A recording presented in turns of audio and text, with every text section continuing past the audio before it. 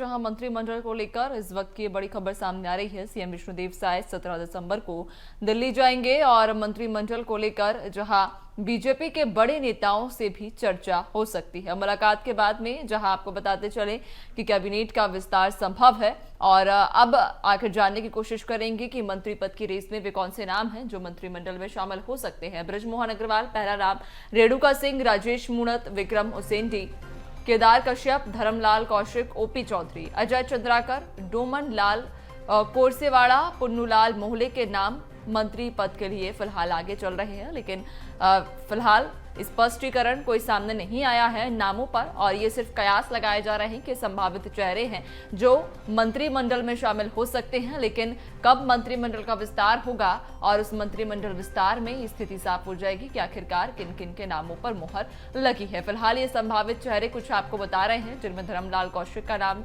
आगे है, रेणुका सिंह, इसके अलावा भी कई सारे नाम हैं, ओपी चौधरी, पुन्नूलाल मोहले, ये तमाम वो नाम जो संभावित बताए जा रहे हैं और मंत्री पद की रेस में है। अब ऐसे में इंतजार मंत्रिमंडल विस्तार का रहेगा कि आखिरकार जब मंत्रिमंडल विस्तार होगा उसके बाद में ये देखने वाली बात होगी कि आखिरकार पार्टी किन चेहरों को मौका देती है और किन के नामों पर मुहर लगाती है।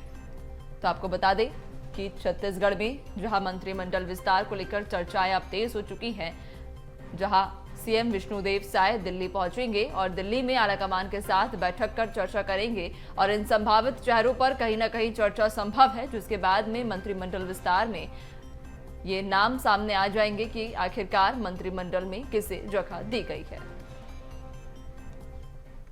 और वहीं मंत्रिमंडल विस्तार को लेकर 17 दिसंबर को सीएम विष्णुदेव साय दिल्ली पहुंचेंगे, जहां मंत्रिमंडल विस्तार को लेकर बीजेपी के दिग्गज नेताओं से चर्चा करेंगे। मुलाकात के बाद माना जा रहा है कि कैबिनेट का जल्द ही गठन होगा, जहां विधानसभा सत्र से पहले मंत्रिमंडल का विस्तार हो सकता है। शपथ ग्रहण समारोह भी जल्द ही आयोजित किया जाएगा, जिसके बाद आपको बता दें कि विधानसभा का शीतकालीन सत्र 19 दिसंबर से शुरू हो रहा है और माना जा रहा है उससे पहले ही मंत्रिमंडल का विस्तार होगा और जल्द ही शपथ ग्रहण भी हो जाएगा। दिल्ली से ही ये पूरा फैसला होना है, जहां आपको बता दें कि पार्टी हाईकमान से विष्णुदेव साय मुलाकात करेंगे। 17 दिसंबर को वो दिल्ली पहुंचेंगे, जहां मंत्रिमंडल विस्तार को लेकर वो चर्चा करेंगे। पार्टी हाईकमान तय करेगा कि आखिर मंत्रिमंडल में कौन से वो 10 मंत्री होंगे जिन्हें शपथ दिलाई जाएगी, जिसको लेकर माना जा रहा है जल्द ही मंत्रिमंडल विस्तार होगा और उसके बाद जल्द ही शपथ ग्रहण समारोह भी होगा और उसके बाद माना जा रहा है विधानसभा की शीतकालीन सत्र शुरू होने से पहले ही मंत्रिमंडल का विस्तार हो जाएगा। आपको बता दें कि 10 मंत्री शपथ लेंगे, जहां 10 मंत्रियों में कई ऐसे बड़े नाम सामने चल रहे हैं। हालांकि ये नाम चौंकाने वाले होंगे। माना जा रहा है इस बार मंत्रिमंडल विस्तार का भी स्वरूप बदला हुआ नजर आएगा।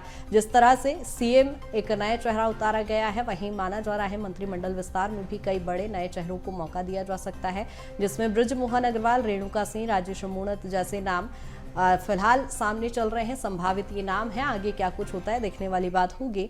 और ज्यादा जानकारी के साथ रायपुर से दामिनी हमारे साथ जुड़ गई। दामिनी, क्या कुछ जानकारी? मंत्रिमंडल विस्तार की अटकलें तेज है, माना जा रहा है 17 दिसंबर को विष्णुदेव साय दिल्ली पहुंच रहे हैं।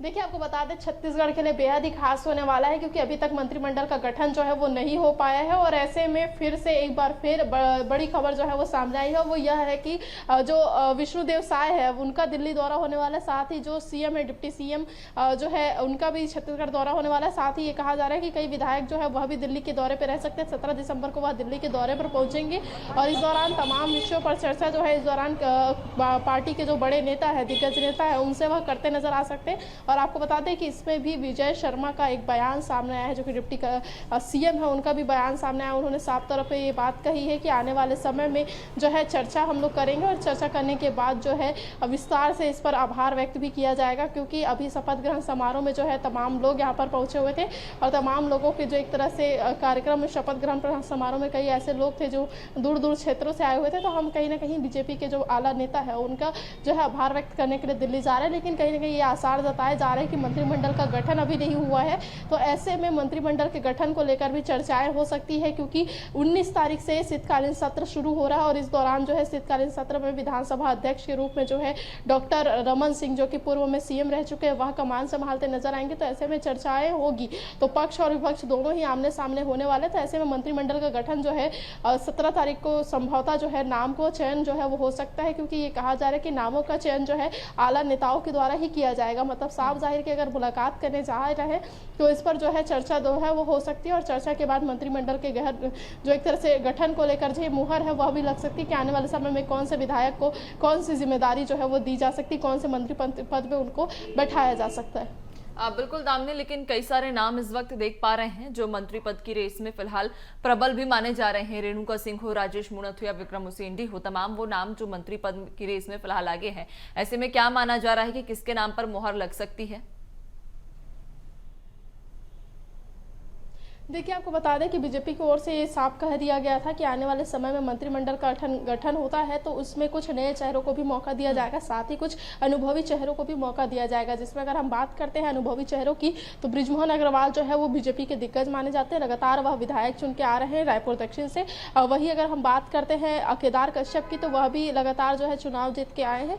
बीते 15 सालों में वह मंत्री भी रह चुके थे भाजपा के शासनकाल में, और इस बार भी ये कहा जा रहा है कि उन्हें भी कोई ना कोई पद जो है वो दिया जा सकता है। राजेश मूणत का नाम जो है वह भी सामने आ रहा है, क्योंकि वह भी बीजेपी शासनकाल में मंत्री के पद पर रह चुके थे पीडब्ल्यूडी में विभाग में, तो इस बार भी उन्हें भी कोई ना बड़ी जिम्मेदारी देने की बात जो है वो कही जा रही है। अगर हम नए चेहरों की बात करते हैं तो ओपी चौधरी को जो है नए चेहरे के रूप में देखा जा रहा है, क्योंकि ओपी चौधरी जो है लगातार शिक्षण और साथ ही जो है अलग अलग जो है विधाओं से जुड़े हुए हैं, और रायपुर में एक बार कलेक्टर भी वह रह चुके हैं, और पूर्व कलेक्टर के तौर पर उन्हें भी जानकारी जो है शिक्षण की ज़्यादा अधिक जानकारी जो है वो मानी जा रही है। तो ऐसे में नए चेहरे के तौर पर उन्हें भी कोई ना कोई बड़ा एक तरह से पद है वो देकर जो है बैठाया जा सकता है। इसके साथ ही आपको बता दें कि नए चेहरे के रूप में जो है खुशवंत साहिब दास, जो कि सतनामी समाज से आते, तो जातिगत समीकरण की अगर बात की जाएगी तो पुन्नूलाल मोहले और इसके साथ ही जो खुशवंत साहिब दास है उन्हें भी जो है मंत्री पद में जो है जगह मिल सकती है।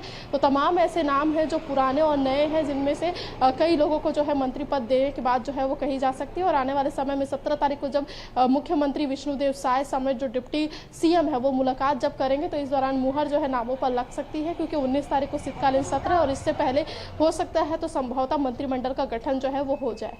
हाँ, बिल्कुल उम्मीद भी यही है, जिस तरह से कयास लगाए जा रहे हैं कि शीतकालीन सत्र से पहले मंत्रिमंडल का गठन हो जाएगा। देखने वाली बात होगी कि आखिरकार पार्टी कितनी तेज अपने काम में प्रगति लाती है। बहुत शुक्रिया आपका जानकारी साझा करने के लिए।